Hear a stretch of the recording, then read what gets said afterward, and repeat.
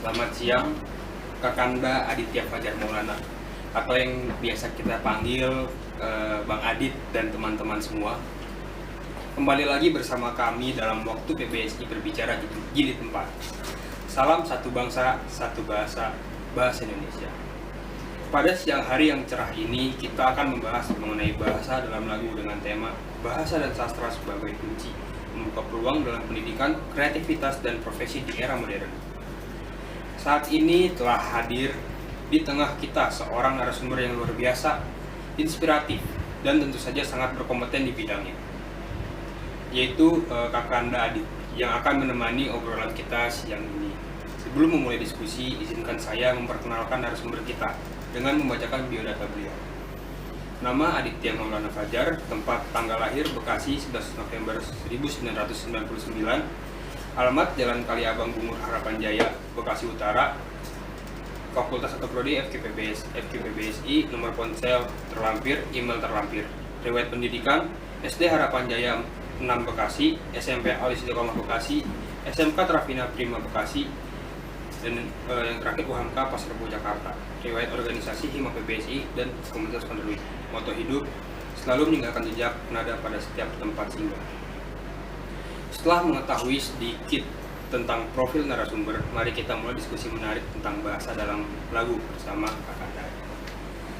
Oke, Bang Adit. Di era saat ini kan mulai marak gitu ya, lagu-lagu yang menggunakan bahasa-bahasa yang terlalu bebas gitu ya. Seperti kayak lagu-lagu yang viral sekarang kayak Garam dan Madu dan masih banyak lain. Itu dalam sudut pandang Bang Adit itu gimana sih? Oke, sebelumnya memang pada dasarnya kalau kita dalam konteks bersenian, maka hal itu sah-sah saja. Karena memang kesenian itu bebas, tidak ada batasan. Cuma memang dalam kesenian itu memang memiliki dampak dan juga memiliki pengaruh dalam masyarakat, khususnya seperti lagu-lagu yang sedang viral. Nah, permasalahan adalah proses dalam membuat karya memang pada dasarnya tidak mudah gitu. Perlu memasak, ibarat kalau orang masak gitu ya, perlu memasak dengan matang dan juga dengan bumbu-bumbu yang memang bagus dan presisi, sama seperti membuat lagu. Nah, itu gitu. Nah, untuk lagu-lagu yang memang sedang viral, memang kita kembali kepada zaman. Sekarang ini kan banyak sekali kan TikTok dan juga Instagram dan yang lainnya yang memang memungkinkan segala macam lagu, segala macam hal-hal yang memang berkaitan dengan keviralan. Nah, itu bisa saja sewaktu-waktu meledak.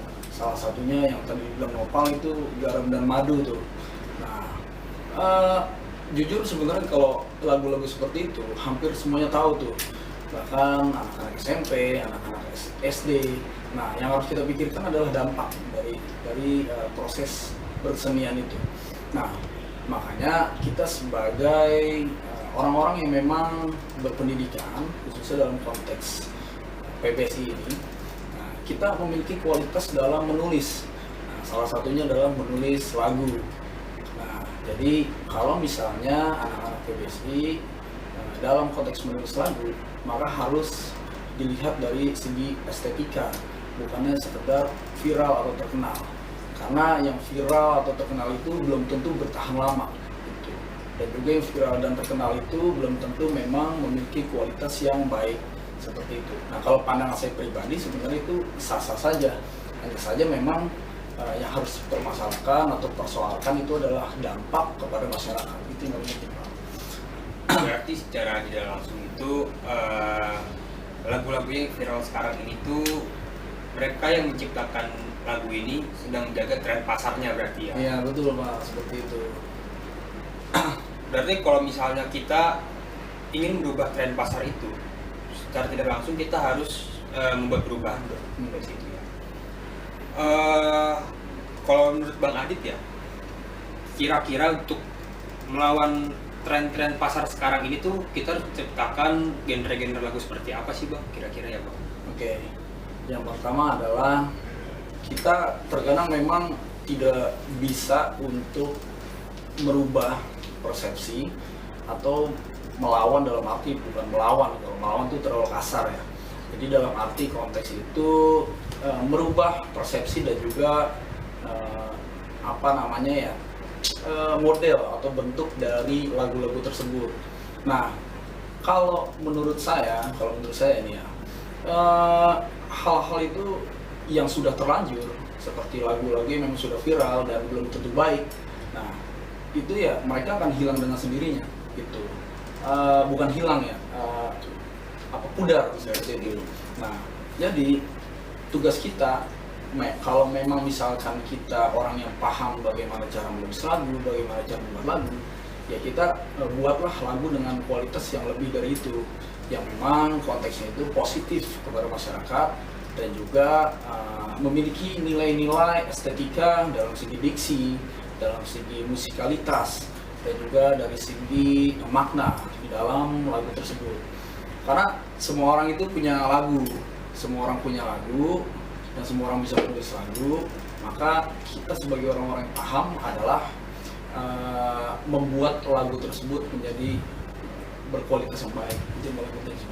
Kalau di PPSI sendiri ini kan kita juga terkenal dengan musikalisasinya ya Bang ya? Bang.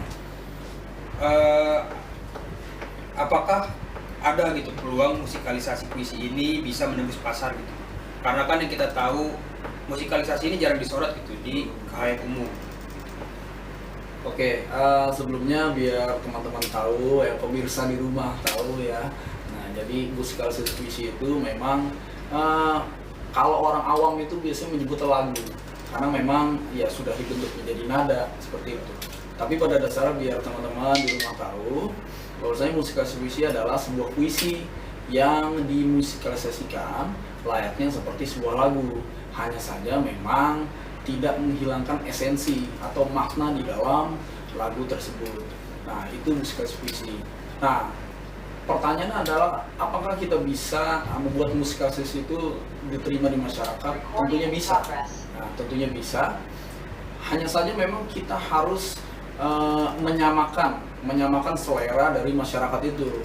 Jadi kalau misalkan nanti Nopal pengen bikin puisi nih, misalkan kayak gitu.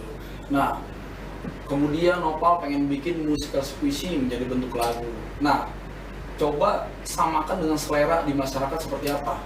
Misalkan kalau kita pikir, oh masyarakat ini lebih suka yang indie-indie misalkan kayak gitu, atau suka yang senja-senja, ya udah kita ikuti aja alurnya.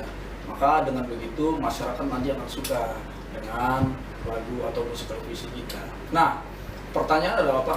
Adalah ketika kita sudah mempublish musikalisasi puisi tersebut, orang-orang pasti akan menganggap itu sebuah lagu.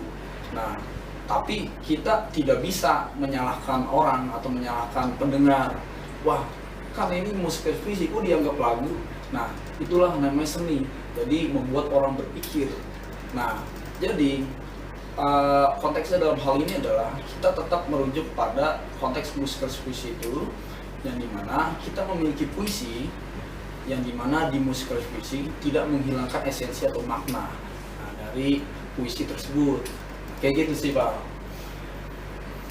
Berarti kalau misalnya memang kita ingin memunculkan si musikalisasi puisi ini, kita juga harus menyamakan selera gitu dari orang gitu ya. Iya Pak, betul. Tapi kan kalau misalnya kita mau menyamakan selera tiap orang itu kan pasti beda-beda gitu. Iya. Dan mungkin kalau misalnya kita menyamakan satu persatu kan lumayan susah gitu, karena kita pun punya selera sendiri gitu. Apakah dengan cara alternatif seperti dengan kita membuat genre baru nih dari si musikalisasi puisi ini, itu bisa diterima Bang nantinya?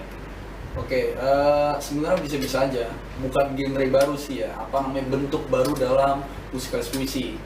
Nah, misalkan nih pemirsa yang di rumah ya, misalkan lebih sering mendengarkan lagu siapa nih, misalkan yang sedang viral ini Bernadia misalkan kayak gitu, atau Sal Priadi misalkan kayak gitu, atau Hindia. Nah, teman-teman yang membuat musikalisasi puisi itu bisa membuat bentuk yang model seperti itu, tetapi dalam segi musikalitas, dalam segi konteks nada itu tidak menghilangkan esensinya atau maknanya gitu. Jadi memang perlu latihan khusus. Nah, perlu latihan khusus dalam musikalisasi puisi, maka dari itu banyak sekali workshop untuk musikalisasi puisi tersebut dan juga lomba-lomba musikalisasi puisi tersebut. Nah, maka dari itu ya seperti itu, memang kita nggak bisa menyamakan selera semua orang, tetapi kita bisa melihat tuh apa yang memang sedang trending di situ. Nah, kita bisa memunculkan itu, ditambah dengan statement misalnya, atau Nopal nih ya, jadi artis misalkan. Nah, Nopal jadi artis nih. Nah, kemudian ditanya wartawan, Nopal, misalkan Nopal apa, Nopal the puisi misalkan kayak gitu ya. Nopal, bagaimana sih cara membuat lagu gini. Nah, Nopal bisa mengeluarkan statement di situ. Wah, itu sebenarnya tuh musikalisasi puisi. Wah, dengan begitu masyarakat bisa paham. Oh, musikalisasi puisi bisa kok bentuk seperti ini. Nah, itu kalau nanti konteksnya sudah meledak. Nah, tapi dalam arti ini, kalau misalkan memang kita mau mengajak musikalisasi puisi ke dalam masyarakat, ya kita harus mengikuti alur atau budaya dari masyarakat itu. Itu sih, Pak. Oke, berarti kan kita sudah banyak istilahnya workshop lah ya untuk si musikalisasi ini. Yang seperti yang kita tahu gitu, anak-anak PPC tahu kan Bang Adit sendiri gitu sebagai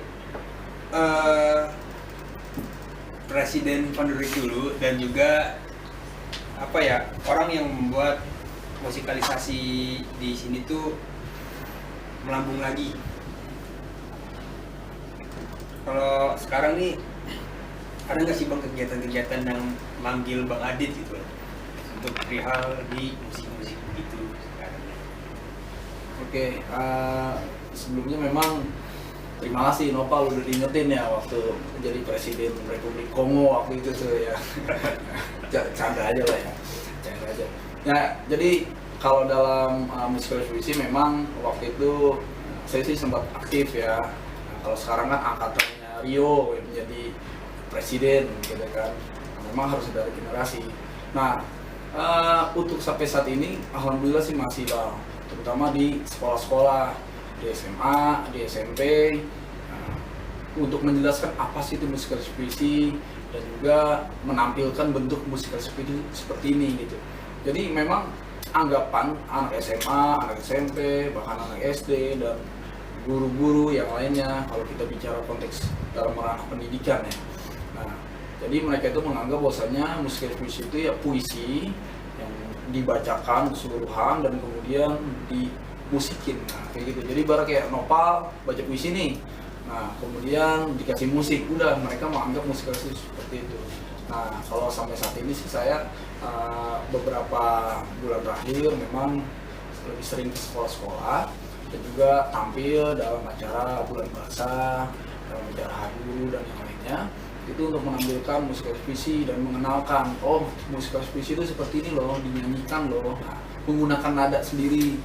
Sekarang memang kalau untuk di sekolah-sekolah nih, ada banyak yang memang musikalisasi puisi itu mereka menggunakan puisi orang, tetapi nadanya itu nada dari lagu lain misalkan gitu, itu ada, dan itu apa originalitasnya tuh dipertanyakan kalau seperti itu, apalagi dalam ranah lomba itu tidak boleh seperti itu sih palingan Bang. Berarti Bang Adit ini lebih sering dipanggil untuk acara-acara di sekolah gitu? Iya Bang. Tapi kalau dari Bang Adit sendiri tuh ada nggak sih Bang kayak pengen buka apa ya, kayak apa ya namanya ya, Buka warung. Buka. Oh bukan, ini buka warung. Nanti belanja dong orang-orang. Oh iya, bener juga ya. Kayak buka workshop gitu lah Bang. Oh, workshop. Oke. Untuk saat ini buka workshop itu belum Bang. Paling kegiatan di sekolah yang memang saya buat menjadi lebih aktif dalam konteks literasi dan juga cabang-cabangnya. Salah satu adalah musikalisasi puisi. Karena kan saya memang di sekolah itu aktif di literasi, dan kemudian ketika ada acara hari besar, entah itu acara keagamaan lah atau acara yang memang butuh penampilan, di situ saya minta kepada pihak sekolah ya tampilkan hal yang memang berbau sastra, salah satunya musikalisasi puisi seperti itu. Nah, untuk workshop itu belum ada Pak. Nah, semoga nanti PBSI bisa membuat workshop dulu. Amin. Ya.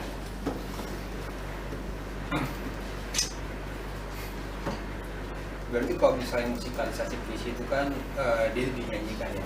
Ya. Apakah kalau misalnya yang membedakan kalau misalnya kita baca puisi dengan iringan lagu itu, apakah bisa disebut dengan musikalisasi puisi? Baca puisi iringan lagu. Iya. Maksudnya nadanya itu di. Jadi kita baca puisi biasa nih, cuman ada kayak ada iringan lagu gitu. Oke.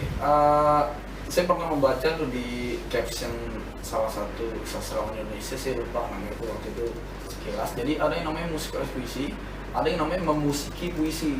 Nah, jadi kalau yang Noval katakan itu bisa jadi ya, ini opini saya aja ya. Bisa jadi memang itu adalah sebuah bentuk dari memusiki puisi. Jadi Noval baca puisi dan kemudian dimusikin menggunakan nada lagu lain. Untuk konteks performer, untuk konteks penampilan itu sah-sah saja sebenarnya. Orang-orang pun senang, orang-orang pun terima dengan penampilan. Tapi kalau dalam konteks yang memang berfokus dalam musik puisi, yaitu bukan musik puisi.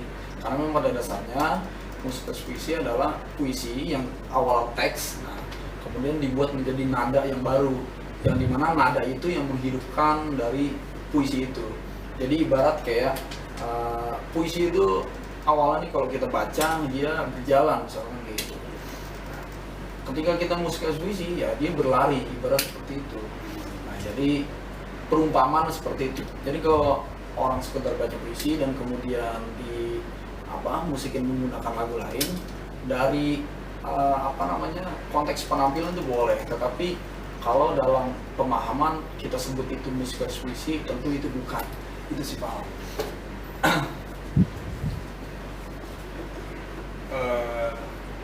Kalau musikalisasi puisi itu kan biasanya kebanyakan ya bang ya, itu menggunakan bahasa-bahasa yang memang lebih ke arah romantisme gitu. Lebih banyaknya di situ, atau enggak lebih ke arah yang indie. Bang Adi tuh pernah nemu nggak sih kayak sekarang kan juga banyak kayak puisi-puisi yang merujuk ke arah anarko gitu. Dari situ tuh mereka membuat musikalisasinya gitu bang. Ada nggak sih bang?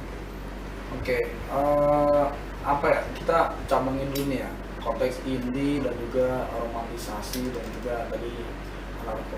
Kalau pemahaman saya sih gini ya, semua orang itu akan suka dan juga akan lebih mendengar apa yang memang sesuai selera dia, Bang.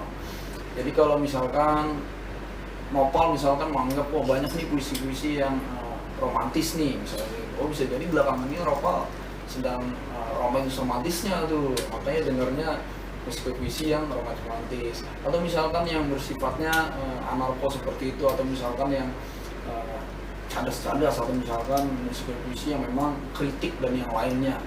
Nah itu mungkin pada dasarnya Noval ya seleranya di situ. Nah tapi kalau dalam konteks musik puisi, semua ranah puisi itu bisa dijadikan musik puisi, bukan hanya hal itu aja gitu ya. Kalau saya mendengar sih, bahkan saya pernah garap tapi bukan, saya nggak tahu ya anarko atau bukan ya, karena saya nggak pernah mengklasifikasi itu. Ada salah satunya Taufik Ismail yang catatan seorang demonstran. Nah itu waktu itu saya garap bersama teman-teman Rio dan kawan-kawan tuh Arsanada. Nah itu menjadi puisi yang dikumpulkan menjadi album kompilasi di perpustakaan Habib Yasin. Nah itu waktu itu memang kritik dan juga bentuk dari perjuangan. Nah itu saya pernah garap seperti itu dan yang lainnya. Kalau dalam konteks indie ini harus dipaham dulu ya, kalian dan pemirsa di rumah ya, bahwasanya indie itu bukan genre sebenarnya. Indie itu bukan genre. Indie itu adalah sebuah bentuk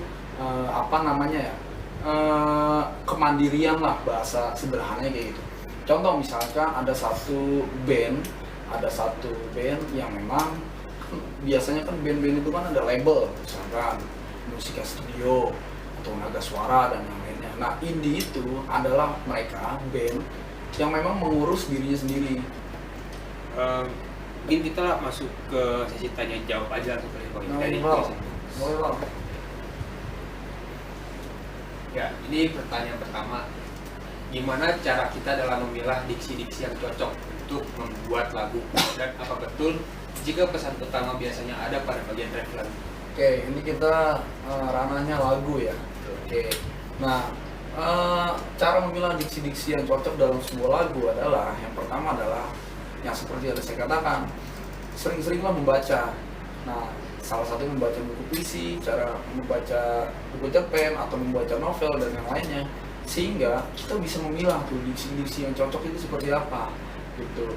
Makanya kalau kita memang jarang membaca atau jarang ngobrol atau jarang interaksi dengan orang, nanti yang ada kita akan kebingungan bagaimana cara menentukan diksi. Nah, kemudian juga menentukan situasi. Nah, jadi kadang ada orang yang bingung dalam menentukan diksi itu. Nah, itu bisa dibuat lebih mudah dalam membayangkan sebuah situasi. Kalau misalkan bingung nih lagunya tentang apa nih, misalkan tentang kemarahan, yaudah tulis aja tentang kemarahan apapun itu, nggak usah berpikir itu bagus atau tidak, tulis aja gitu ya. Urusan bagus atau itu belakangan, karena ibarat kayak pisau ya, itu kan awalnya kan tumpul. Nah, kalau lama-lama diasah nanti lama-lama tajam. Sama seperti menulis, awalnya kita diksinya biasa aja nih, sering-sering menulis, nanti kita lama-lama bisa memilah, wah ini kira-kira yang bagus diksinya ini nih, saya ambil lagi ya ini, seperti itu.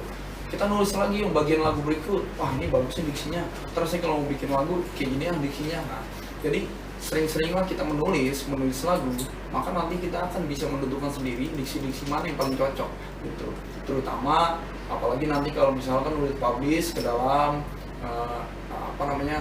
platform digital, musik, dan nanti yang didengarkan masyarakat, masyarakat lebih suka nih kalau misalkan diksinya kayak gini, ya udah, berarti nanti saya bikin kayak gini lagi gitu.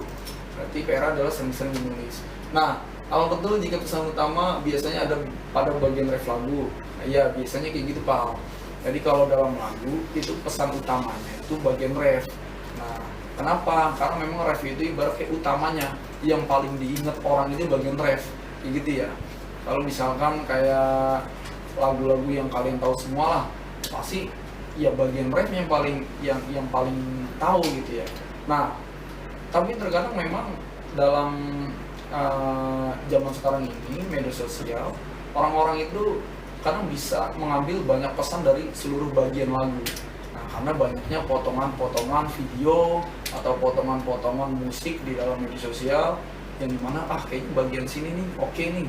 Nah, jadi tapi kalau dalam konteks musik memang ref itu adalah bagian utama, bagian paling ger kayak gitu sih.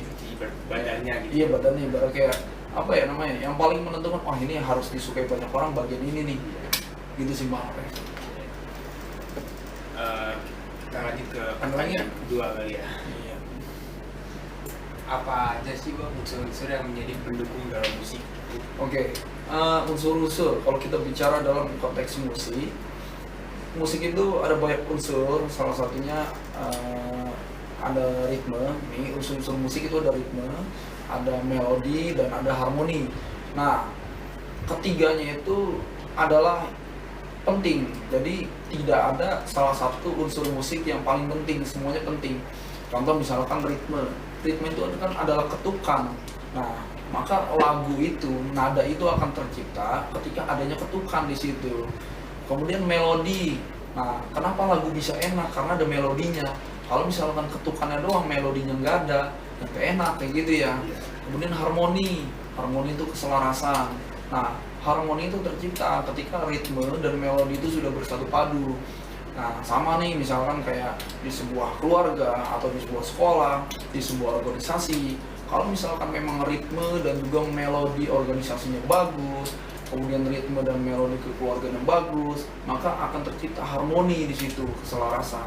Nah, jadi unsur-unsur menjadi pendukung dalam musik itu ya ada ritme, ada melodi, dan juga ada harmoni. Itu yang menjadi sebuah lagu itu akan memikat di hati pendengar. Gitu sih Pak. Oke. Kita lanjut ke pertanyaan berikutnya. Bagaimana bahasa dalam lagu mempengaruhi makna dan emosi? Oke, nah ini yang paling penting ya. Dalam era saat ini gitu ya, media sosial ya, karena kita kan nggak bisa jauh-jauh dari media sosial ya. Orang-orang itu kadang bisa menemukan lagu-lagu yang kita pikir random, tetapi ternyata itu memiliki makna mendalam bagi dia. Kenapa bisa begitu? Karena memang orang tersebut memiliki pengalaman yang sama dalam lirik lagunya. Contoh misalkan lagu Bernadia 1 bulan misalkan gitu, atau misalkan lagu Hindia Untuk Apa atau Secukupnya. Kenapa orang-orang bisa sangat tersentuh nih? Kenapa saya nggak bisa gitu? Ya karena mungkin dia memiliki pengalaman yang sama di dalam lirik tersebut sehingga menjadi menyentuh. Nah, kenapa sih kebanyakan orang-orang yang sedang menyukai satu lagu, bahkan tiba-tiba satu negara nih misal suka satu lagu tersebut? Lanjut selanjutnya kali ya, boleh Bang, lanjut Bang. Gimana caranya memilih tema beserta lirik untuk membuat sebuah lagu? Oke, cara memilih tema beserta lirik untuk membuat sebuah lagu. Sebenarnya simpel sih ya, yang tadi saya bilang itu. Kita mau memilih tema apa, kita mau mengangkat tema apa dalam sebuah lagu. Contoh misalkan temanya itu kritik. Nah, kritiknya itu objeknya apa yang dibahas. Misalkan entah itu kritik pemerintah, kritik kebijakan, atau kritik apapun itu. Nah, jadi kita pilih dulu mau tema apa kayak gitu. Dan kemudian liriknya itu menyesuaikan cerita-cerita atau fenomena-fenomena dari situasi yang ada dari tema tersebut. Kalau misalkan tema romantis itu kan cinta-cintaan. Nah, cintanya itu cinta bagaimana? Cinta terhadap Tuhan, cinta terhadap pasangan, atau apapun itu. Nah, liriknya nanti menyesuaikan dari situasi dan juga fenomena-fenomena tentang tema tersebut. Lebih gampangnya itu sama seperti puisi.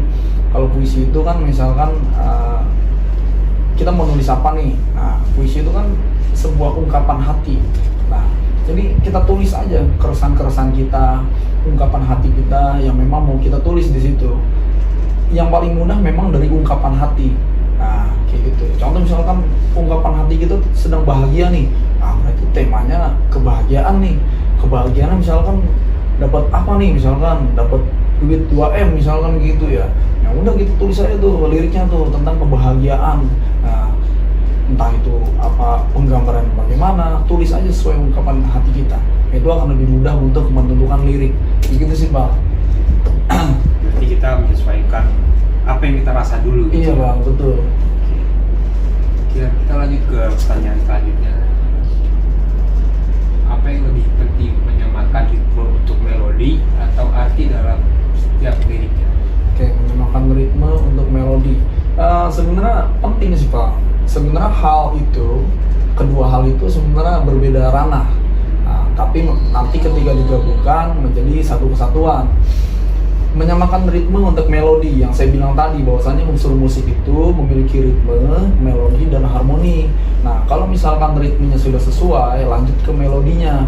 Kalau melodinya sudah sesuai, lanjut ke harmoninya. Nah, arti dalam setiap liriknya itu memiliki makna yang penting. Jadi kita nggak salah-salah dalam sebuah lirik. Contoh misalkan lagu nih, misalkan kita bikin lagu bingung nih, misalkan bingung. Nah, udah kita tulis tuh bingung misalkan gitu. Nah, itu kan menjadi pertanyaan, ini yang nulis ini bisa nulis apa enggak kayak gitu kan ya. Atau misalkan tiba-tiba viral. Nah, viralnya itu paling bukan viral karena kualitas lagunya, tetapi adalah keunikan lagunya dan juga hal itu yang terkadang tidak bertahan lama. Nah, arti dalam setiap lirik itu memiliki peranan penting, Bang. Jadi ibarat kayak ungkapan hati kita ya, itu ditulis dengan diksi yang indah, itu sangat sangat mahal bagi seorang penulis. Nah, maka dari itu orang yang menulis puisi itu pasti memiliki makna dalam setiap liriknya. Menulis lagu itu pasti memiliki makna karena memang itu dari ungkapan. Nah, untuk ritme dan melodi itu adalah bagian dari ranah musiknya. Nah, ritme untuk melodi menyamakannya itu sangat penting. Memang ritme itu dan melodi bagian dari unsur musik. Gitu, Pak. Oke, kita lanjut ke pertanyaan selanjutnya. Bagaimana penggunaan bahasa dalam lirik lagu dapat menciptakan suasana?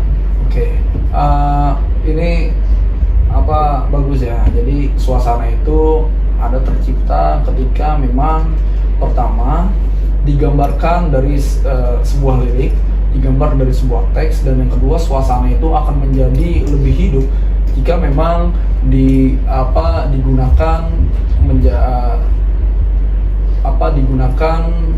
sebagai musik.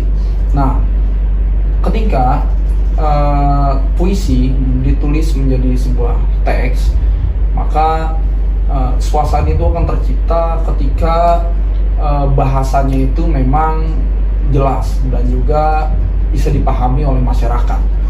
Contoh, misalkan ketika kita menulis sebuah lagu atau puisi, misalkan aku marah dan aku ingin sekali berteriak.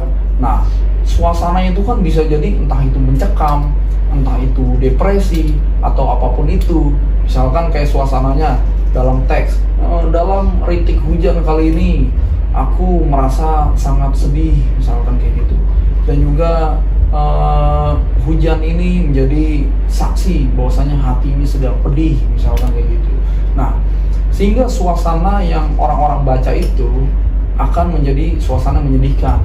Nah, itulah kuatnya sebuah bahasa yang dimana tadi dari sebuah huruf menjadi sebuah kata, dan ketika disusun menjadi satu sesuai susunan yang baik, maka itu dapat menciptakan suasana. Ditambah lagi ketika sebuah lagu, misalkan sebuah lagu yang tadinya hanya sebuah teks, lirik nih, saya punya lirik nih, misalkan kayak gitu ya, tolong dong dibuat musik, misalkan kayak gitu.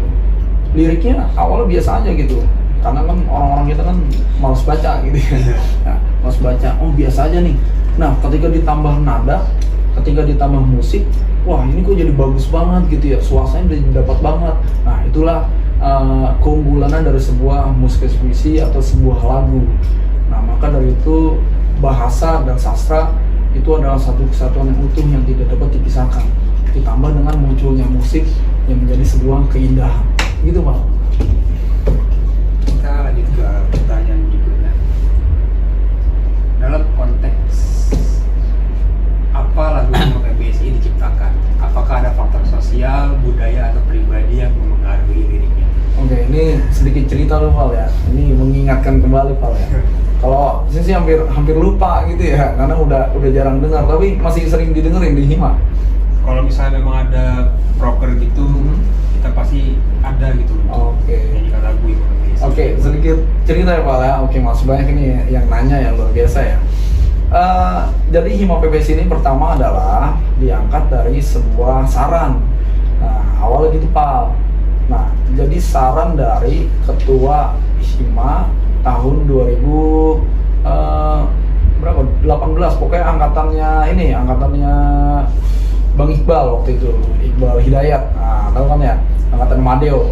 Nah, jadi waktu itu sedikit cerita, kata Bang Iqbal, "Dit, bikin aja tuh katanya lagu lah, sebait dua bait," katanya gitu ya. Ini buat Hima lah, iseng-iseng, karena dulu waktu saya masih semester 1, semester 2 itu kan sering genjreng-genjreng nih di Bengsas misalnya gitu ya. Jadi orang-orang tuh udah nganggep saya tuh oh iya bisa bikin musik nih. Padahal dulu Hima PBSI ini adalah lagu pertama yang saya buat sendiri itu. Lagu pertama yang saya buat sendiri, liriknya saya buat sendiri, dan niat awalnya itu sebenarnya tuh mau bikin Mars gitu. Niat awalnya tuh. Nah, tapi pas udah jadi mau ngapa jadi lagu gitu, jadi lagu biasa gitu ya. Nah, kemudian ini adalah lagu pertama yang saya tag atau saya rekam di studio rekaman. Nah, itu pertama kalinya saya masuk studio rekaman tuh. Nah, vokalisnya dulu anak PBSI juga, tapi bukan anak Hima, itu anak Van der Wijk. Sopa tuh namanya panggilannya, Copa tuh, itu vokalisnya tuh. Nah, kalau diangkatnya memang dari saran. Nah, kedua juga dari keinginan saya pada waktu itu di angkatan saya ingin membuat sebuah lagu yang dimana tujuannya adalah sebagai penyemangat, Pak, waktu itu. Jadi sebagai penyemangat dalam Hima, biar Hima ini tuh nggak kaku-kaku amat gitu, Pak. Jadi misalkan kayak ada acara apa di aula misalkan gitu, udah di setel tuh sambil nunggu ya kan, oh orang jadi tahu. Dan kemudian jadi ciri khas, jadi mana Himala yang belum tentu punya lagu di dalam Himanya tuh. Nah, kalau kita bisa, kenapa kita nggak buat?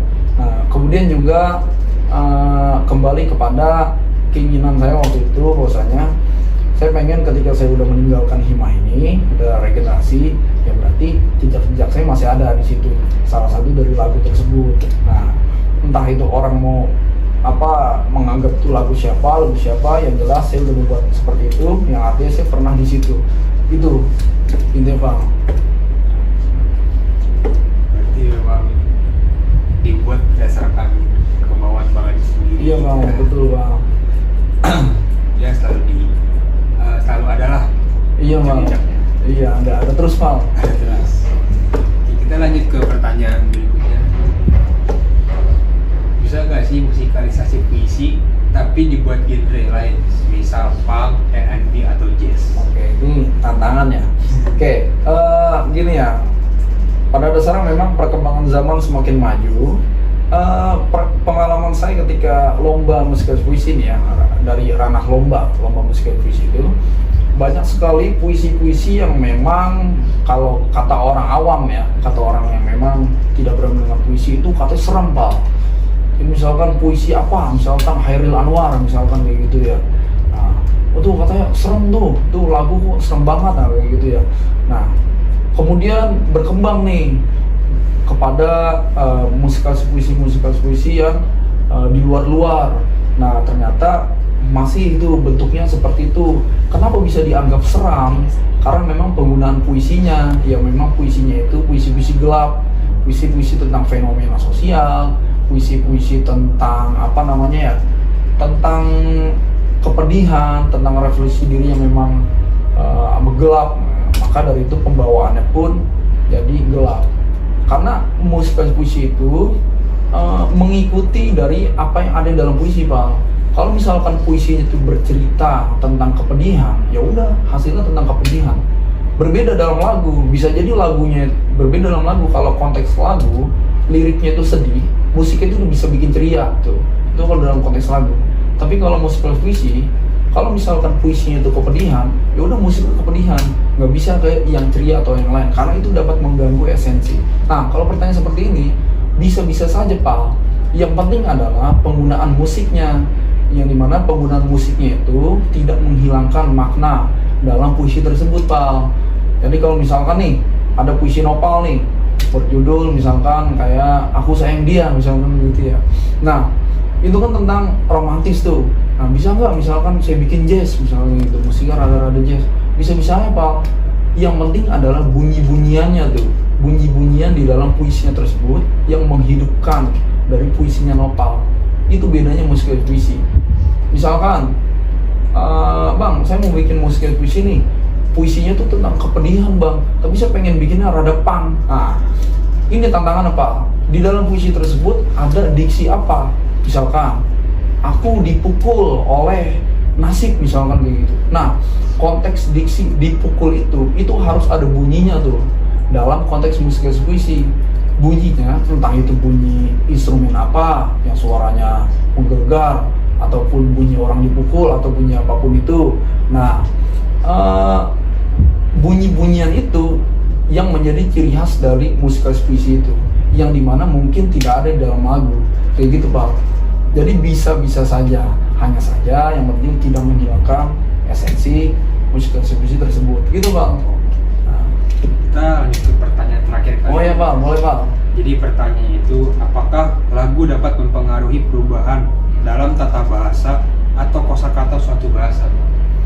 Lagu dapat mengaruhi perubahan tata bahasa.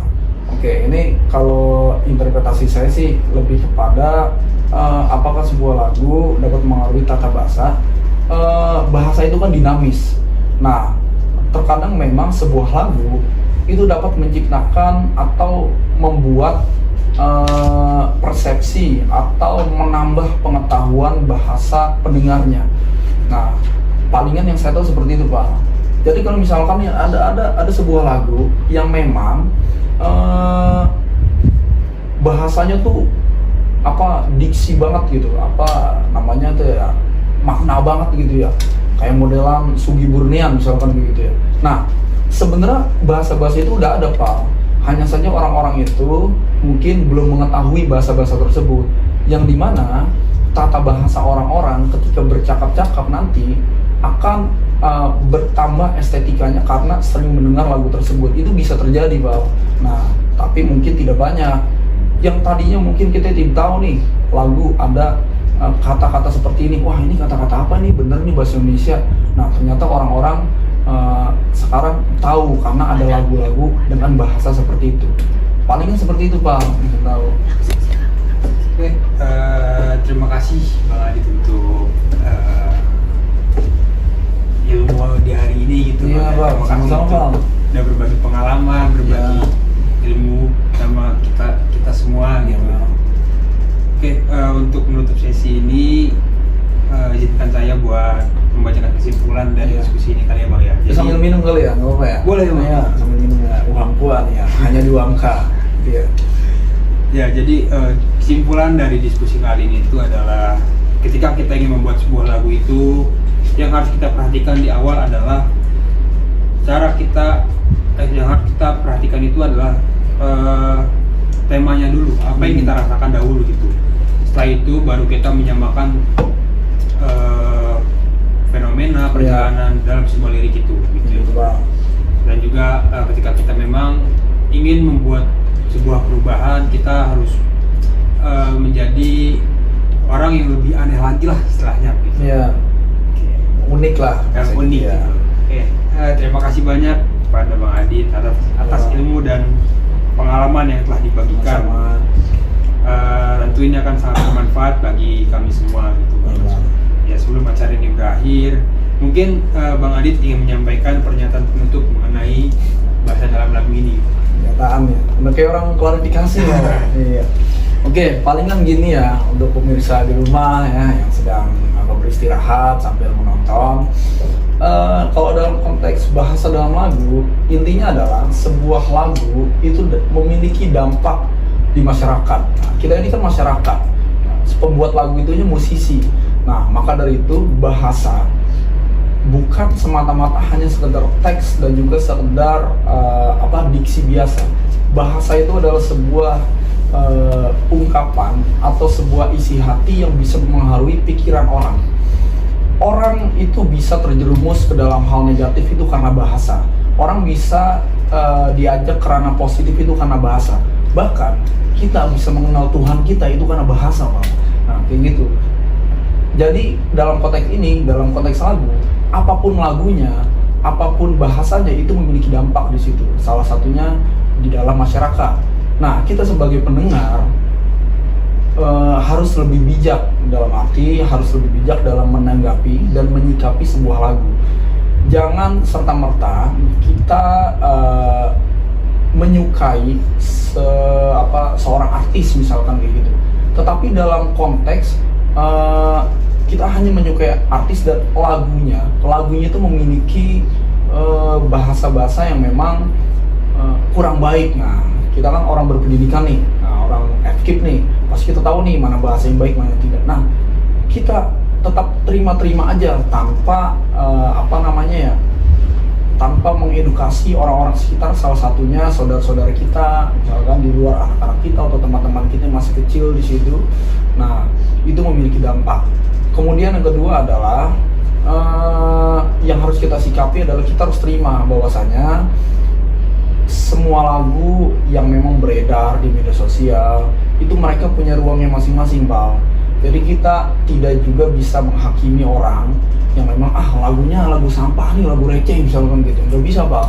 Karena memang selera orang berbeda-beda. Kita tidak boleh menghakimi selera orang. Itu yang paling penting.